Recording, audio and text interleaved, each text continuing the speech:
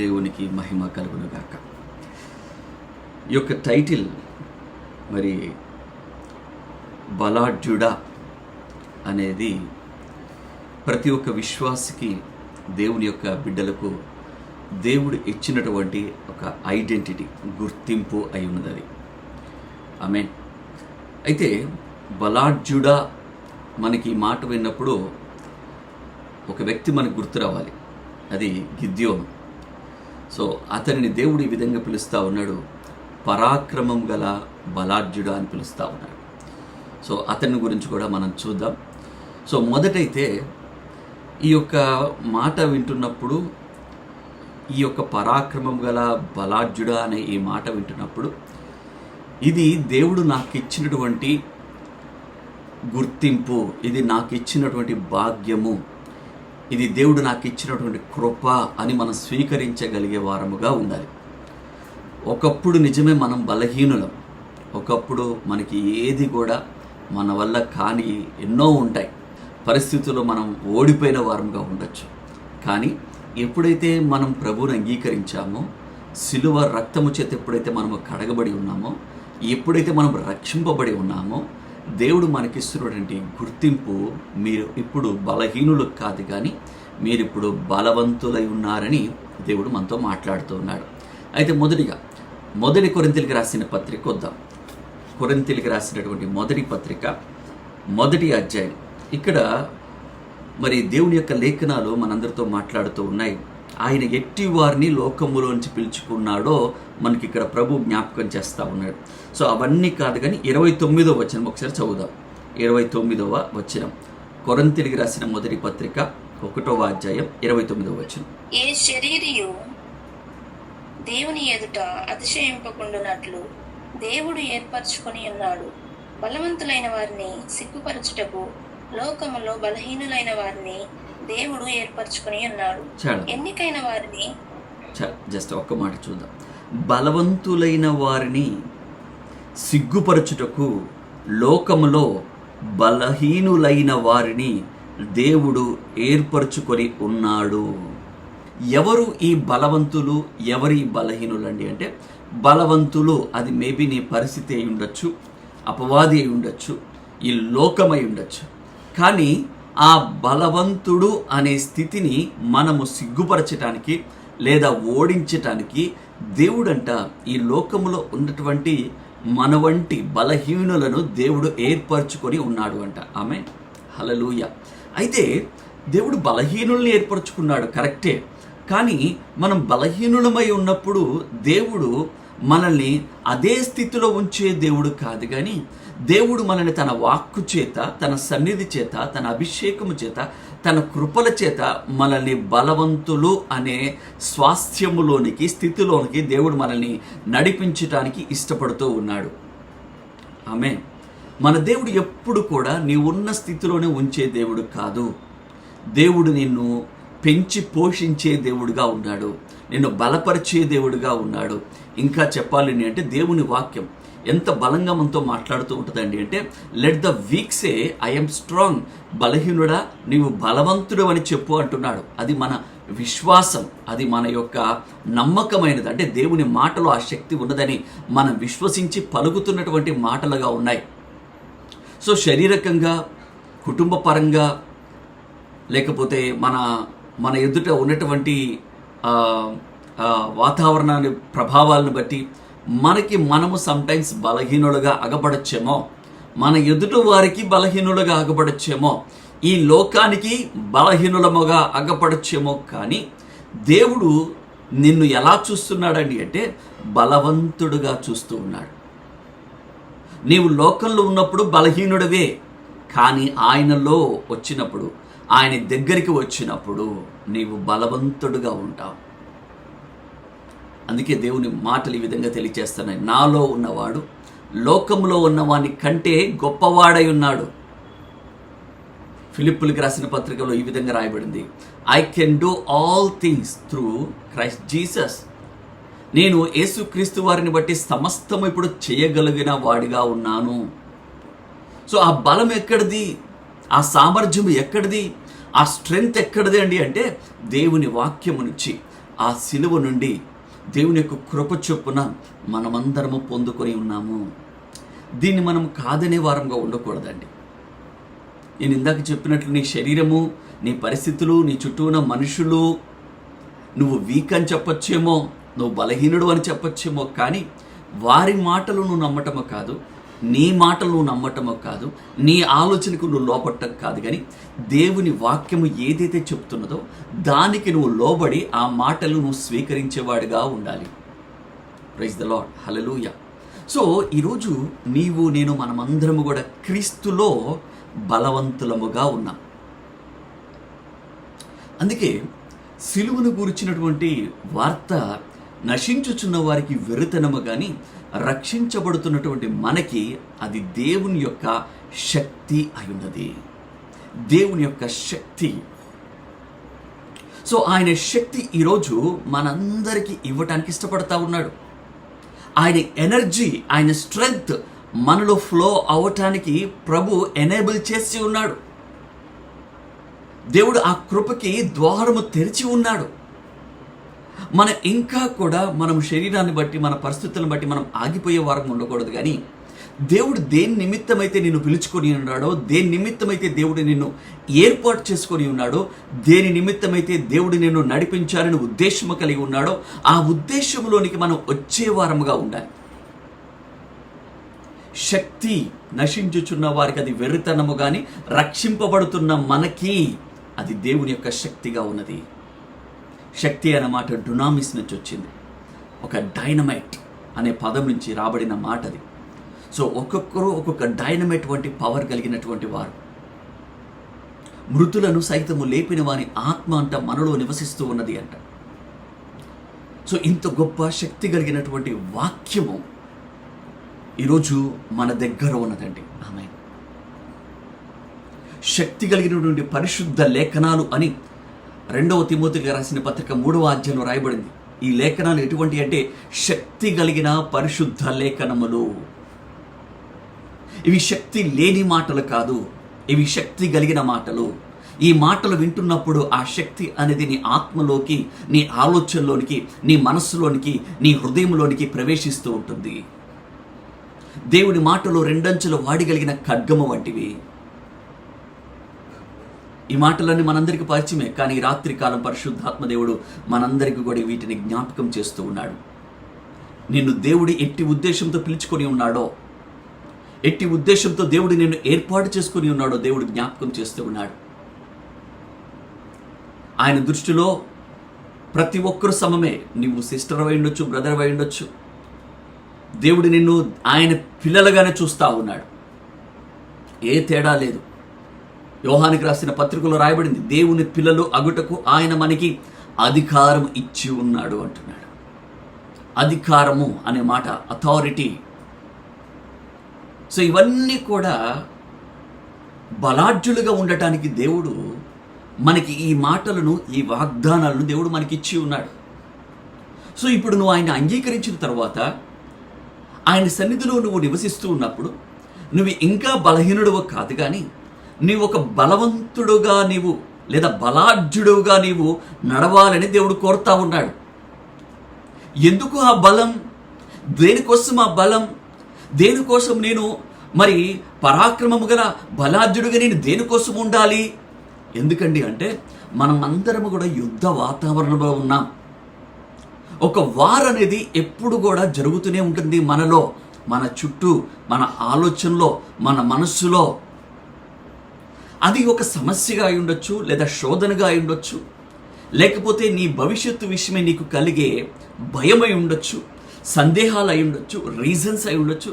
అది ఏదైనా కానీ ఈ ఒక్క వార్లో నువ్వు ఉన్నప్పుడు వీటన్నిటిని నువ్వు జయించాలంటే నువ్వు బలహీనుడుగా ఉండకూడదు, కానీ నీవు బలవంతుడుగా ఉండాలని దేవుడు కోరుతా ఉన్నాడు.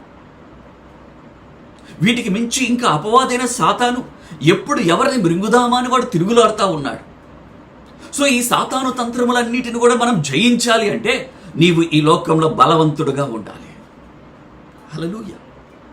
దేవుడు నీకు మరలా భయపడటానికి దాస్యపు ఆత్మను ఇవ్వలేదు. దేవుడు నీకు దత్తపుత్రాత్మని అనుగ్రహించి ఉన్నాడు. ఆ ఆత్మను కలిగిన వారముగా ఉంటూ మనం ఈరోజు అబ్బా తండ్రి అని మొరపెట్టగలుగుతా ఉన్నాం. ఆమేన్. నీలో సృష్టికర్త యొక్క ఆత్మ నివసిస్తూ ఉన్నది. ఆయన నీ పక్షముగా, సైన్యములకు అధిపతి అయిన యెహోవాగా ఆయన నీ తోడుగా ఉన్నాడు. ఇమ్మానుయేలు దేవుడుగా ఆయన నీ పక్షముగా ఉన్నాడు. ఆయన నీ తోడుగా ఉండి బలం తెచ్చుకో అంటూ ఉన్నాడు. నువ్వు భయపడక అంటూ ఉన్నాడు. నువ్వు బెదరక అంటూ ఉన్నాడు. నువ్వు వెనకడుగు వెయ్యకూడదు అంటూ ఉన్నాడు. ఆ శోధనలో నువ్వు ఓడిపోకూడదు అంటూ ఉన్నాడు. ఆ పరిస్థితుల్లో నువ్వు కృంగిపోకూడదు అంటూ ఉన్నాడు. ధైర్యము తెచ్చుకో, నిలబడు, పోరాడు, నేను నీ పక్షముగా ఉన్నాను, విజయము నీ సొంతము అని దేవుడు పలికి ఉన్నాడు. హల్లెలూయా. ఈ రాత్రి కాలము నువ్వు ఏ విషయంలో కృంగిపోతూ ఉన్నావో, ఏ విషయంలో భయపడిపోతూ ఉన్నావో, ఏ విషయంలో నేను వీక్గా ఉన్నాను నువ్వు తలుస్తా ఉన్నావో, ఇదిగో దేవుడు నిన్ను ధైర్యపరిచే మాటలు ఆయన నీకు వినిపిస్తా ఉన్నాడు. వీటిని స్వీకరించి వీటిని నమ్మి ప్రభుకు కృతజ్ఞతాస్తుతులు చెల్లిస్తున్నట్లయితే నువ్వు ధైర్యవంతుడుగా, బలవంతుడుగా, పరాక్రమశాలిగా ఈ లోకంలో నువ్వు ఉండగలుగుతావు. ఆమేన్. హల్లెలూయా. మన ప్రార్థన కూడా ఆ విధంగా మారిపోవాలి. ఫియర్ కాన్షియస్లో ఎప్పుడు కూడా మనం ప్రేర్ చేసే వారంగా ఉండకూడదు. ఫెయిత్ కాన్షియస్లో మనం ప్రేర్ చేసే వారంగా ఉండాలి. చాలా మార్లు పరిస్థితుల ప్రభావాన్ని బట్టి వస్తుందో రాదో, అయిద్దో అవదో, ఇంకా ఈ యొక్క ఏజ్లో మీరు ఎన్నో టెంప్టేషన్స్ మీరు ఎదుర్కొంటూ ఉంటారు. సో వాటన్నిటి ప్రభావాలను బట్టి ప్రార్థన కూడా భయంతో, అవిశ్వాసంతో ఉంటుంది. కానీ వాక్యాన్ని ధ్యానించండి. వాక్యంలో నిన్ను బట్టి ఏమి రాయబడి ఉంది, దేవుడు నిన్ను ఎందుకు పిలుచుకొని ఉన్నాడు, నీ పట్ల ఆయన ప్రణాళిక ఏంటి, ఆయన ఉద్దేశం ఏంటి, నీకు ఇచ్చిన గుర్తింపు ఏంటి అనే సంగతి నీవు గ్రహిస్తూ, స్వీకరిస్తూ నువ్వు ప్రార్థించేవాడుగా ఉండాలి. ఆమేన్. హల్లెలూయా. సో బైబిల్లో బలాఢ్యుల గురించి కనుక మనం చూస్తే ఎంతోమంది మనకు అగపడతా ఉంటాడు. నేను ఇందాక చెప్పినట్లు ఈ బలం మనందరికీ కూడా అవసరం. మనందరికీ అవసరం ఈ లోకంలో మనం జయించాలంటే. ఎందుకంటే మన యుద్ధము ఈరోజు శరీరులతో కాదు, కానీ అంధకార సంబంధమైన అధికారులతో, వీటన్నిటి కూడా అయినది. మనకి తెలుసు, ఎఫెసీయులకు రాసిన పత్రిక 6వ అధ్యాయం ఈ మాటలన్నీ కూడా రాయబడి ఉన్నాయి. సో వీటన్నిటిలో మనము జయం పొందుకోవాలి అంటే దేవుడిచ్చే సర్వాంగ కవచములు తొడుక్కుంటూ మెలకుతో ఉండి మనం ప్రార్థించేవారుగా ఉండాలి. మనలో ఒక కంటిన్యూటీ అనేది ఎప్పుడు కూడా ఉండాలి. ఒక సైనికుడి వలె మనం ఎప్పుడు కూడా పనిచేసే వారంగా ఉండాలి. అప్పుడు మాత్రమే మనం వీటన్నిటి విషయంలో మనం జయం పొందుకోగలుగుతాం. రైట్. గిద్యోను దగ్గరకు వద్దాం ఒకసారి. న్యాయాధిపతుల గ్రంథము 6వ అధ్యాయం కొద్దాం. న్యాయాధిపతుల గ్రంథము 6వ అధ్యాయం 11వ వచనం. యెహోవా దూత వచ్చి అబీయజ్రీయుడైన యోవాషునకు కలిగిన ఒఫ్రాలోని మస్తకి వృక్షం కింద కూర్చుండెను. యోవాషు కుమారుడైన గిద్యోను మిద్యానీయులకు మరుగైయుండునట్లు గానుగ చాటున గోధుమలను దుల్లగొట్టుచుండగా యెహోవా దూత అతనికి కనపడి, పరాక్రమం గల బలాఢ్యుడా, యెహోవా నీకు తోడైయున్నాడని అతనితో అనగా, గిద్యోను, చిత్తము నా ఏలినవాడా, యెహోవా మాకు తోడై ఉండని ఎడల ఇదంతయు మాకేలా సంభవించను? యెహోవా ఐగుప్తులో నుండి మమ్మను రప్పించినని చెప్పుచు మా పితరులు మాకు వివరించిన ఆయన అద్భుత కార్యములన్నీ ఏమాయను? యెహోవా మమ్మను విడిచిపెట్టి మిద్యానీయుల చేతికి మమ్మను అప్పగించినని అతనితో చెప్పెను. అంతటా యెహోవా అతని తట్టు తిరిగి బలము తెచ్చుకొని వెళ్ళి మిద్యానీయుల చేతిలో నుండి ఇశ్రాయేలీయులను రక్షింపుము, నిన్ను పంపినవాడు నేనే అని చెప్పగా, అతడు, చిత్తము నా ఏలినవాడా, దేని సహాయం చేత నేను ఇశ్రాయేలీయులను రక్షింపగలను? నా కుటుంబము మనస్సే గోత్రంలో ఎన్నిక లేనిదే, నా పితరుల కుటుంబంలో నేను కనిష్ఠుడనై ఉన్నానని అతనితో చెప్పెను.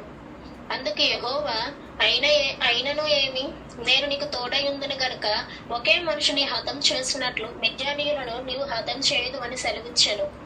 అందుకు అతడు. హల్లెలూయా.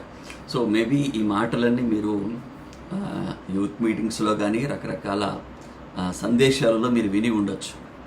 కానీ ఈ రాత్రికాలం పరిశుద్ధాత్మ దేవుడు మరలా మనకి జ్ఞాపకం చేస్తూ ఉన్నాడు. సో ఇక్కడ మనం గమనిస్తే ఈ యొక్క గిద్యోను మరి భయంకరమైనటువంటి వాతావరణంలో ఉన్నాడు. వారి పంట చేతికి వస్తుంది అనే టైంకే శత్రువు వచ్చేసి దాన్నంతా కూడా దోచుకొని పోతా ఉన్నారు. సో ఆ శత్రువుకి భయపడి వీరు ఆ గోధుమలంట మరి దొల్లగొట్టడానికి ఎక్కడికి వెళ్ళాడండి అంటే గానుగ చాటున గోధుమలను దొల్లగొట్టుచుండగా అక్కడ యెహోవా దూత అతనికి కనబడి అంటున్న మాట, పరాక్రమము గల బలాఢ్యుడా అని పిలుస్తాం. హల్లెలూయా. సో అతడు పరిస్థితి భయంకరంగా ఉంది. అతడు శత్రువుకి అగబడకుండా భయపడి తన ఆహారమును సిద్ధపరచుకుంటున్నటువంటి వాడుగా ఉన్నాడు. భయపడిన వ్యక్తిగా ఉన్నాడు, దాగుకున్నవాడుగా ఉన్నాడు. కానీ అటువంటి వ్యక్తిని దేవుడు ఏమని పిలుస్తున్నాడండి అంటే పరాక్రమము గల బలాఢ్యుడా అని పిలుస్తూ ఉన్నాడు. హల్లెలూయా. ఈరోజు మేబీ నువ్వు శారీరకంగా బలహీనంగా కనబడచ్చేమో, నీ పరిస్థితిని బట్టి నువ్వు భయపడుతూ ఉన్నావేమో, లేకపోతే నీ జీవితంలో నీకు ఎదురవుతున్నటువంటి యుద్ధాలే కానీ సమస్యలే కానీ వీటన్నిటిని బట్టి కూడా నువ్వు కృంగిపోయి ఉన్నావేమో. కానీ దేవుడు ఏమని పిలుస్తున్నాడు నిన్ను? బలాఢ్యుడా, పరాక్రమము గల బలాఢ్యుడా అని దేవుడు నిన్ను పిలుస్తూ ఉన్నాడు. ఆమేన్. హల్లెలూయా. సో ఇక్కడ చూడండి, ఇతడు పరాక్రమము గల బలాఢ్యుడే, కానీ ఇతడు తన బలమును ఉపయోగించకుండా తాను మాత్రం భయపడుతున్నటువంటి వ్యక్తిగా ఉన్నాడు. అతనిలో ఎన్నో సందేహాలు ఉన్నాయి. దేవుడు మాకు తోడుగా ఉంటే మా పరిస్థితి ఎందుకు ఇలా అవుతుంది? సందేహము నీ ఐడెంటిటీని, నీ గుర్తింపును మర్చిపోయేలాగా చేస్తుంది. మేము ఇక్కడ ఉంటే మా పరిస్థితి ఎందుకు ఇలా ఉంటుంది? మా దేవుడు మా తోడుగా ఉంటే ఎందుకు మా పరిస్థితి ఇలా ఉంటుంది? సందేహము, దేవుడు మాకు తోడుగా లేడేమో, దేవుడు నా ప్రార్థన వినట్లేదేమో, దేవుడి దృష్టిలో నేను ఎన్నికలేని వానిగా ఉన్నానేమో, ఇలాంటి రకరకాల సందేహాలు నీ గుర్తింపులోనికి రాకుండా అవి ఆపుతూ ఉంటాయి. మరొకటి ఆయన ఏమంటున్నాడండి అంటే గిద్యోను అంటున్నమాట, అయ్యా మరి నేను మా కుటుంబము మనష్య గోత్రములో ఎన్నికలేనిదే, నా పితరుల కుటుంబములో నేను కనిష్ఠుడనై ఉన్నాను అని ఆయనతో చెప్పగా అప్పుడు యెహోవా అయినానేమి అంటూ ఉన్నాడు. సో తనకు తాను తన బ్యాక్గ్రౌండ్ని బట్టి కానీ, తన కుటుంబ పరిస్థితిని బట్టి కానీ, తనకున్న బలగాన్ని బట్టి కానీ తను చూస్తూ ఏమంటున్నాడు? మేమందరం కనిష్ఠులము కదా, మేము చిన్నవారము కదా, లేకపోతే మేము ఈ కులములో పుట్టి ఉన్నాము కదా, మా బ్యాక్గ్రౌండ్ ఇది కదా, మేము ఎన్నిక లేని వారము కదా, ఇలాంటి ఆలోచనలన్నీ ఆయన కలుగుతూ ఉన్నాయి. ఒకవేళ ఈ ఆలోచనలు నీలో కలిగితే నీ గుర్తింపుని ఈ ఆలోచనలన్నీ కూడా దూరం చేస్తున్నట్లు. ప్రభు అంటున్నాడు అయినానేమి. హల్లెలూయా. అయినానేమి, నీ తోడుగా ఎవరు లేరు, అయినానేమి. నేను లోకంలో మా ప్రాంతంలో నా పరిస్థితి, అయినానేమి. నేను బలహీనుని, అయినానేమి. దేవుడు నీ ద్వారానే గొప్ప కార్యాలు జరిగించడానికి ఇష్టపడతా ఉన్నాడు. అసలు అయినానేమి అనే మాట చూడండి ఎంత బలమైన మాట. ఒక్కసారి అయినానేమి అనే ఆ మాటను పట్టుకొని ఒకసారి ధ్యానించండి. ఆయనకున్న రీజన్స్, ఆయనకున్న భయాలు, ఆయన పరిస్థితిని దేవుడికి వివరిస్తూ ఉండగా అయినానేమి అని అడుగుతా ఉన్నాడు దేవుడు. హల్లెలూయా. దేవుని పిలుపుని ఏది అడ్డగించగలుగుతుంది? దేవుని వాగ్దానం నీ జీవితంలో నెరవేరకుండా ఏది ఆపగలుగుతుంది? ఏది ఆపలేదు. కేవలం మనల్ని మనం ఆపుకున్నప్పుడు దేవుని వాక్కుని మనం ఆపినట్లు.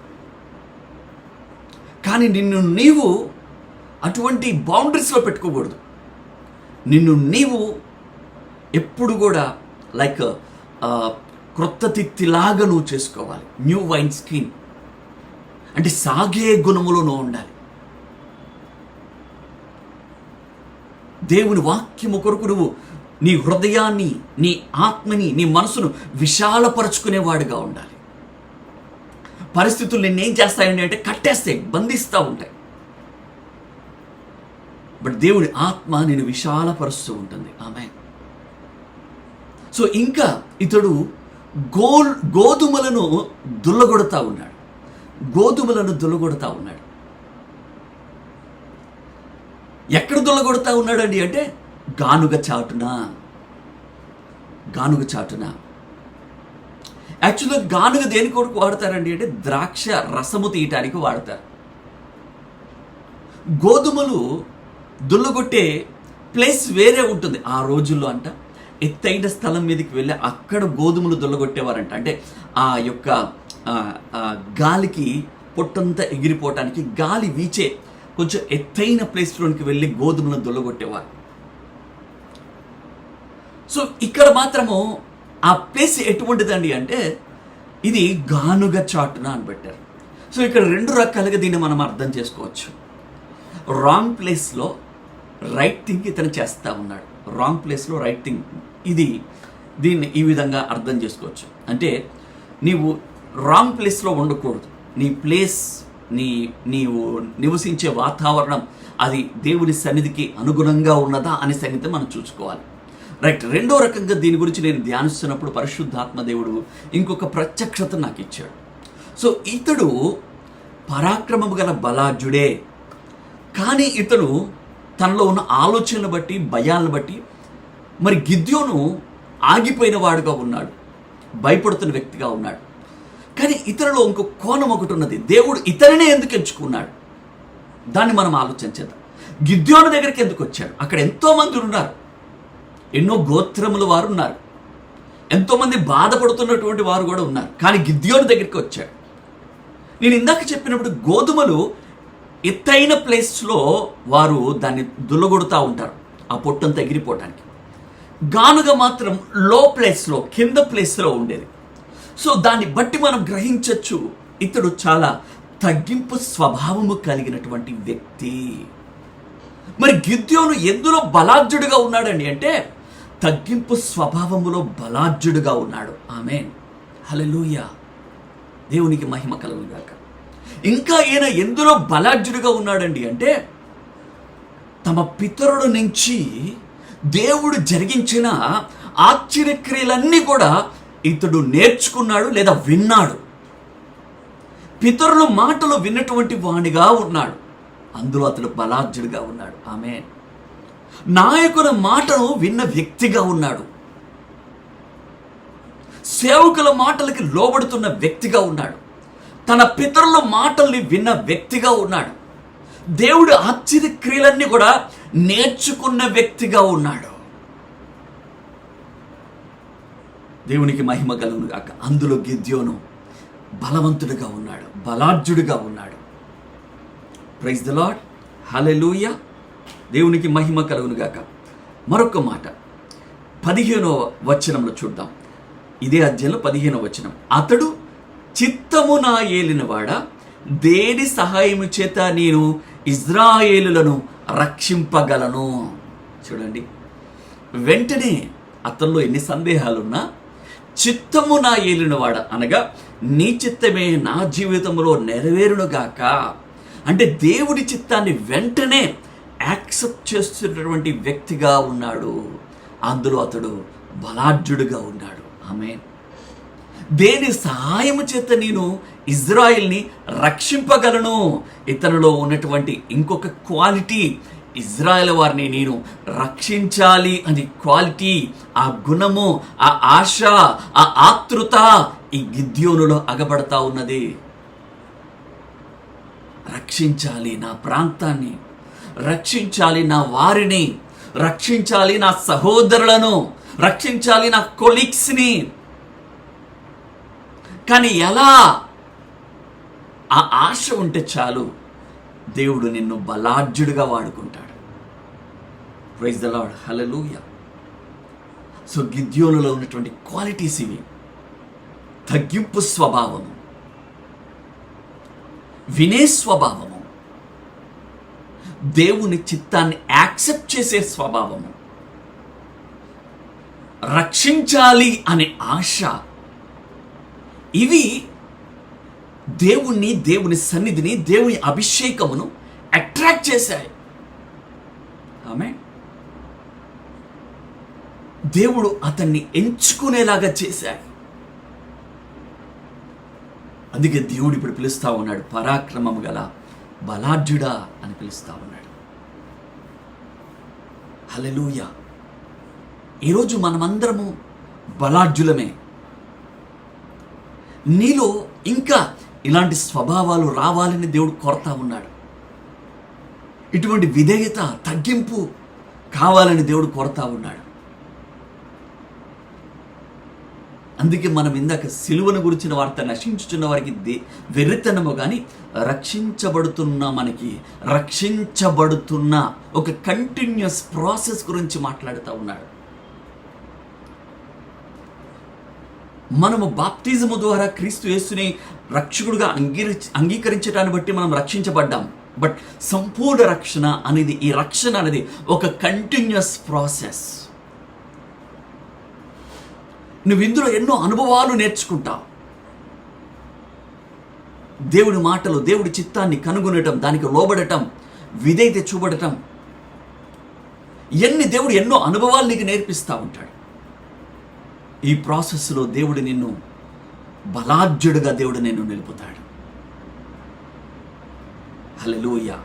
అయితే దేవుడు ఇక్కడ మిద్యానీయులు ఎలా ఉన్నారండి అంటే మిడతల వలె ఉన్నారు, ఇసుక వలె ఉన్నారు. వారు గొప్ప దండుగా ఉన్నారు. కానీ దేవుడు ఏం తెలియచేస్తా ఉన్నాడు చూడండి. ఇప్పుడు మనం చదివినటువంటి మాటలోనే 16వ వచనంలో, నేను నీకు తోడైయుందును గనక ఒకే మనుష్యుని హతము చేసినట్లు మిద్యానీయులు నీవు హతము చేయుదు అని సెలవిచ్చను. అంత గొప్ప దండుని, ఒక్క మనిషిని హతము చేసినట్లు నీవు హతము చేయగలుగుతావు అని దేవుడు తెలియచేస్తా ఉన్నాడు. హల్లెలూయా. అది దేవుడు మనకిచ్చే బలం. It's a super natural strength. ఇది గాడ్స్ ఎనర్జీ, ఇది గాడ్స్ పవర్. అంత గొప్ప దండుని ఒక్క మనిషిని హతము చేసినట్టు నువ్వు చేయగలుగుతావు. ఇది మన ఓన్ స్ట్రెంగ్త్ కాదు, ఇది మన ఓన్ ప్లానింగ్ కాదు, ఇది దేవుని యొక్క స్ట్రెంగ్త్. హల్లెలూయా. ఆయన నీకు వెలుగు, ఆయన నీకు రక్షణ అయి ఉన్నాడు. దేవునికి మహిమ కలుగును గాక. ఒక్క మనిషిని హతము చేసినట్లు ఈ దండునంతా కూడా నీవు హతము చేయగలుగుతావు. ఈరోజు ప్రవచన రీతిగా పరిశుద్ధాత్మ దేవుడు మీ అందరితో మాట్లాడుతూ ఉన్నాడు. దేవుడు మిమ్మల్ని ఒక్కొక్కరిని ఒక్కొక్క సైన్యముగా నిలబెట్టడానికి దేవుడు ఇష్టపడతా ఉన్నాడు. నీవు ఒంటరి వాడివి కాదు. నీవే 1000 మందితో సమము అని దేవుడు మాట్లాడుతూ ఉన్నాడు. నీవు ఒక సైన్యము అయి ఉన్నావని దేవుడు మాట్లాడుతూ ఉన్నాడు. బలము తెచ్చుకో అని దేవుడు నిన్ను ప్రోత్సాహపరుస్తూ ఉన్నాడు. నీవు ఆయన వైపు చూసినంతసేపు నీవు నీ జీవితంలో అసాధ్యమైనటువంటి రీతిగా నువ్వు నడవగలుగుతావు. ఆమేన్. హల్లెలూయా. సో ఈ యొక్క స్థాయిలోనికి, లేదా ఈ స్వాస్యంలోనికి, లేదా ఈ యొక్క ఐడెంటిటీలోనికి, దేవుడు ఇచ్చిన ఈ ఉద్దేశంలోనికి నడవకుండా, ఈ బలం పొందుకోకుండా, ఈ వాగ్దానం మన జీవితంలో నెరవేరకుండా ఆపేయి ఎన్నో ఉన్నాయి. అవి భయం అవ్వచ్చు, లేకపోతే గతకాలపు అనుభవాలు, ఆలోచనలు అయి ఉండొచ్చు, నీ పరిస్థితులు అయి ఉండొచ్చు, అపవాది, సాతాను, లోకము, వాటి టెంప్టేషన్స్, అవి శోధనలు అయి ఉండొచ్చు. రకరకాల నానా విధమైన శోధనలను రాయబడి ఉన్నాయి. ఈ శోధనలు అన్నీ కూడా నీ దగ్గరకు వస్తున్నాయంటే అవి ఓడిపోవటానికి అనే సంగతి నువ్వు గుర్తుగా, అవి నీ మీద పరిపాలన చేయడానికి వీలు లేదు. నువ్వు వాటిని ఏలుబడి చేసేవాడిగా ఉండాలి కానీ, వాటిని తొక్కివేసేవాడిగా ఉండాలి కానీ, అవి నీ మీద ఏమాత్రం ప్రభావం చూపకూడదు. ఒక చిన్న ఉదాహరణ, లిటరల్గా ఇది రియల్ స్టోరీ. ఇది మనకి నేను ఆత్మీయంగా కనుక మనం దీన్ని అలవర్చుకుంటే ఇది మనకి ఎంతగానో ఉపయోగపడుతుంది అనుకుంటున్నాను. 1990s మన భారతదేశంలో పాకిస్తాన్కి, భారతదేశానికి ఒక కార్గిల్ వార్ జరిగింది. ఈ యుద్ధంలో భారతదేశం అద్భుతమైన విజయం పొందుకుంది, మనందరికీ తెలుసు. కానీ మన సైనికులు ఎంతగానో ప్రయాసపడితే రాత్రింబగుల్లో వారు కాచి యుద్ధము చేస్తే మనకి ఆ విజయం మనకి దొరికింది. ఒక సైనికుడి గురించిన రియల్ స్టోరీ ఏంటండి అంటే, ఆ సైనికుడు ఆ యొక్క మంచులో యుద్ధములో నిద్రాహారాలు మాని అతడు అక్కడ నిలబడి యుద్ధం చేసి ఆ మంచులో అతని కాళ్ళంట మంచుకి చల్లదనానికి ముద్దుబారిపోయి ఆ యాంకిల్ ఆ పాదము నుంచి కొద్దిగా పైకంతా కూడా ఇన్ఫెక్షన్ వచ్చేసి పాడిపోయినాయి అంట. భయంకరమైన నొప్పి, భయంకరమైన వేదన. సో అతన్ని హాస్పిటల్లో అడ్మిట్ చేశారు. అతన్ని హాస్పిటల్లో అడ్మిట్ చేసిన తర్వాత ఆ ఇన్ఫెక్షన్కి ఆ కాలు తీసేయాల్సి వచ్చింది. ఆ సైనికుడి యొక్క కాలు తీసేశారు. ఆపరేషన్ అయిపోయింది, సైనికుడు కాలు తీశాడు. ఓకే, అతను సెట్ అవుతా ఉన్నాడు. కానీ అతడు సుమారు కొన్ని వారములు భయంకరమైన వేదనకు గురయ్యాడంట. రాత్రుల్లో పెద్ద పెద్ద కేకలు వేసేవాడంట. ఏం కేకలు వేసేవాడు? దేనికోసం డాక్టర్స్ని నర్సును పిలిచేవాడండి అంటే, నా పాదము, నా యాంకిల్ భయంకరంగా నొప్పిలేస్తా ఉన్నది, దయచేసి ఏదైనా మందు ఇవ్వండి, దయచేసి నాకు ఏదైనా ఇంజెక్షన్ ఇవ్వండి అని కేకలు వేసేవాడంట. నర్స్కే ఆశ్చర్యం వేసిందంట. ఈయన కాలు కొట్టేశాం కదా, యాంకిల్ పెయిన్ అంటున్నాడు ఏంటి, ఇంకా ఆయన పాదము నొప్పిలేస్తుంది అంటున్నాడు ఏంటి? దానికి డాక్టర్స్ ఇచ్చినటువంటి వివరణ ఏంటండి అంటే, ఆ నొప్పికి సంబంధించిన మ్యాప్ అంతా కూడా ఆయన మైండ్లో స్టోర్ అయిపోయినదంట. ఆయన మైండ్లో స్టోర్ అయిపోయినది. ఆ నొప్పి ఆ కింద యాంకిల్ దగ్గర నుంచి ఆ నొప్పి కలుగుతుంది అని చెప్పేసి మైండ్లో ఆ మ్యాప్ అనేది స్టోర్ అయిపోయింది. ఆ స్టోర్ అవటాన్ని బట్టి ఇంకా దాన్ని బట్టి వేదన పడతా ఉన్నాడు. కాలు కొట్టేసిన తర్వాత కూడా ఇంకా నాకు కాలు ఉంది, అక్కడ యాంకిల్ దగ్గర ఇన్ఫెక్షన్ ఉంది, అక్కడ నొప్పి నాకు కలుగుతూ ఉన్నదని ఆయన మైండ్ తెలియచేస్తూనే ఉన్నది. ఆ సిగ్నల్స్ ఇస్తూనే ఉన్నది. ఆ సిగ్నల్స్ ఇవ్వడాన్ని బట్టి ఆయన కేకలు వేస్తూ ఉన్నాడు. కొన్ని దినములు వేదన పడతా ఉన్నాడు. మెడికల్ టర్మ్స్లో ఆ పెయిన్ని ఏదో వారు ఒక పేరు పెట్టారు.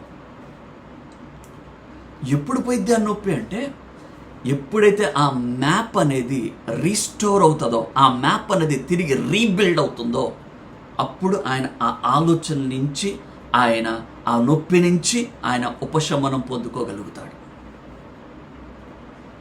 ఎందుకు ఈ యొక్క ఉదాహరణ పెడతా ఉన్నానండి అంటే, మన జీవితంలో కూడా గతకాలము జరిగిన కొన్ని పెయిన్స్, కొన్ని నొప్పులు, కొన్ని వేదనలు, కొన్ని బాధలు, ఆ మ్యాప్ అనేది నీ మైండ్లో స్టోర్ అవ్వటాన్ని బట్టి స్టిల్ దాన్ని నువ్వు అనుభవిస్తూ ఉంటావు. ఓ, ఈ నొప్పి, ఈ బాధ, ఈ కష్టం, లేదా ఆ పాపముల గురించిన ఆలోచన, నా బ్రతుకు ఇంతేనేమో, నా జీవితం ఇంతేనేమో, నేను ఇంతేనేమో. కానీ దేవుడు ఒక మాట చెప్తా ఉన్నాడు, నీవు ఇప్పుడు సిలువలోనికి వచ్చి ఉన్నావు. ఇక్కడ నీ మ్యాప్ అనేది రీబిల్డ్ అవ్వాలి, నీ ఆలోచన విధానం అనేది మారాలి. ఆ పెయిన్ నేను తీసేశాను, ఆ పాపమును నేను తీసేశాను, ఆ గతమును నేను తుడిచివేశాను. ఇప్పుడు నువ్వు నాలో నూతన సృష్టిగా ఉన్నావు. Your new creature. పాతవి గతించిపోయాయి, సమస్తము నూతనమై ఉన్నాయి. Change your mind. హల్లెలూయా. ఇది మనలో ఎప్పుడైతే జరుగుతుందో, దేవుని యొక్క బలము నీలో పనిచేయడం ప్రారంభమవుతుంది. బలవంతుడిగా నువ్వు నిలబెడతావు. హల్లెలూయా. మనుషులు కాదు, నా గతము కాదు, నా శరీరము కాదు, నా మరి ఇంకొకటి కాదు, దేవుని వాక్యమే సత్యం. ఆ సత్యమే నన్ను స్వతంత్రులుగా చేస్తూ ఉన్నది. ఆ వాక్యం మీద నేను కట్టబడతాను. ఆ వాక్యం ఏదైతే చెప్తుందో ఆ ప్రకారమే నేను జీవిస్తాను అనే దృఢమైన సంకల్పంలోనికి నువ్వు రాగలుగుతావు. ఆమేన్. హల్లెలూయా. దేవుని కొరకు ఆశ కలిగి ఉండు. దేవుని కొరకు రోషము కలిగి ఉండు. నీ తీవ్రతను, నీ మంటను ఆర్పుకోక దినదినము నూతన పరచబడే ఈ వాక్యము దగ్గరికి రా. దేవుడు నిన్ను బలపరుస్తాడు. సాధారణ బలము కాదు దేవుడు నీకు ఇచ్చేది. పరాక్రమము గల బలాఢ్యుడు అని దేవుడు నిన్ను పిలుస్తా ఉన్నాడు. ఒక గొప్ప దండుని, ఒక్క మనిషిని హతము చేసిన విధంగా నువ్వు హతము చేస్తావు అని దేవుడు తెలియచేస్తా ఉన్నాడు. ఒక సైన్యముగా దేవుడు నిన్ను నిలబెట్టడానికి ఇష్టపడతా ఉన్నాడు. ఆమేన్. నిన్ను బట్టి దేవుని రాజ్యము కట్టబడాలి. అట్టి దర్శనము కలిగి ఉందాం. అటువంటి నిరీక్షణతో మనం ముందుకు వెళ్దాం. ఆమేన్. ప్రభు ఈ మాటలు దీవించును గాక. ప్రార్థన చేసుకుందాం. అందరం కూడా ఏకీభవిద్దాం. నేను చిన్న ప్రార్థన చేశాక నేను మీకు అప్పగిస్తాను. తండ్రి, నీకు స్తోత్రములు, వందనాలు. అందరం కూడా ఏకీభవిద్దాం. మమ్మల్ని ఎంతగానో మిక్కిలిగా ప్రేమించు మా పరమ తండ్రి, నీ ఘనమైన ఉన్నతమైన నామానికే స్తోత్రములు, వందనాలు చెల్లిస్తున్నాం దేవా. ఈ రాత్రి కాలం నా తండ్రి ఆర్ఓజీ అయ్యా, ఇదిగో నా తండ్రి టీం వారందరితో కలిసి వాక్యం పంచుకుని గొప్ప అవకాశం ఇచ్చావు. నీకు స్తోత్రాలు అయ్యా. ఈ మాటలు నీ మాటలని మేము నమ్ముతా ఉన్నాం నా తండ్రి. ఈ మాటలను బట్టి నీ బిడ్డలు బలపడినట్లు అయ్యా, ఇదిగో నా తండ్రి వారి పట్ల నువ్వు ఏ ప్రణాళిక, ఏ ఉద్దేశం అయితే నా తండ్రి నువ్వు వారికి అయ్యా ఇచ్చి ఉన్నావో ఆ ఉద్దేశమైన వారందరూ వచ్చినట్లు కృప చూపండి. వారిని ఆపేది అది ఆలోచనే కానీ, గతమే కానీ, పరిస్థితులే కానీ, అపవాది సాతానే కానీ వాటన్నిటిని కూడా లయపరచమని ప్రార్థిస్తున్నాం. నీ బిడ్డలను నూతన సృష్టిగా చేయండి. గిద్యోనులో గనుక ఎట్టి క్వాలిటీస్ అయితే ఉన్నాయో, తగ్గింపు స్వభావం, వినే స్వభావం, నీ చిత్తానికి లోబడే స్వభావం, అయా నీ పనిని జరిగించే స్వభావం, అట్టి స్వభావముల చేత అయా బిడ్డలందరినీ కూడా బలపరచమని ప్రార్థిస్తున్నాం. అట్టి గుణములు వారికి కలగచేయమని ప్రార్థిస్తున్నాం. ఇట్టి లక్షణముల చేత వారిని అయా ఇదిగో నా తండ్రి దర్శించమని ప్రార్థిస్తున్నాం. ఫాదర్, ప్రతి బిడ్డని పేరు పేరున ప్రతి ఒక్కరిని జ్ఞాపకం తెచ్చుకోండి అయ్యా. నీ రాజ్యము కొరకు వారు ఒక సైన్యములుగా ఉండాలని ప్రార్థిస్తున్నాం అయ్యా. ఇదిగో నా తండ్రి వారి యొక్క హృదయ అంతరంగమే ఎరిగిన దేవుడుగా ఉన్నాం. దేని కొరకైతే వారు ప్రార్థన అవసరతలు కలిగి ఉన్నారో నా ప్రభువ, దేని కొరకైతే నీ సన్నిధిలో కనిపెడుతూ ఉన్నారో బలపరచండి, ధైర్యపరచండి, అద్భుత కార్యాలు జరిగించండి. నీ బలమైన కార్యముల చేత ప్రతి ఒక్కరిని తృప్తిపరచండి. కావలసిన సాక్ష్యములను, విడుదలను అయా నీ నెమ్మదిని వారికి వారి కుటుంబాలకి దయచేయమని ప్రార్థిస్తున్నాంలో. మాకు దయచేసిన ఈ దీవెనకరమైన సమయానికే నీకే స్తోత్రములు, వందనాలు చెల్లిస్తూ మా ప్రభు మా రక్షకుడైన యేసు అతి పరిశుద్ధ నామములో ప్రార్థించి అడిగి వేడుకుంటున్నాము తండ్రి. ఆమేన్. ఆమేన్. అందరికీ వందనాలండి. Praise the lord.